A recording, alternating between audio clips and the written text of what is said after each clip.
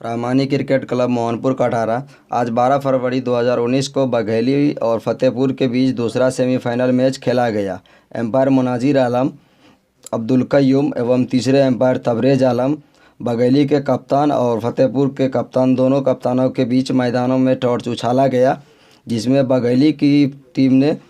विजय प्राप्त की और उन्होंने फतेहपुर की टीम को बल्लेबाजी करने के लिए नियुक्त किया एवं स्वयं को क्षेत्ररक्षण करने का निर्णय लिया। फतेहपुर की टीम ने 20 ओवर में 190 रनों का लक्ष्य खड़ा किया, जिसके जवाब में बघेली ने मैदान में अपने सलामी बल्लेबाज को जब भेजा तब उनकी शुरुआत अच्छी रही। अंततः फतेहपुर की टीम की बॉलिंग एवं क्षेत्ररक्षण अच्छी होने के कारण बघेली की टीम को 18वीं ओवर की लास्ट गेंद पे ऑल आउट करते हुए विजय प्राप्त की एवं बघेली टीम को 12 गेंद शेष रहते हुए उन्हें इस मैच से पराजित कर दिया गया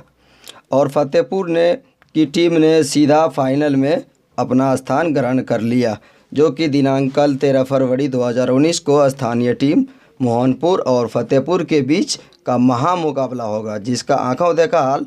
आप अपने मोबाइल फ़ोन पे यूट्यूब के माध्यम से AITM कमेटी के ज़रिए देख सकते हैं।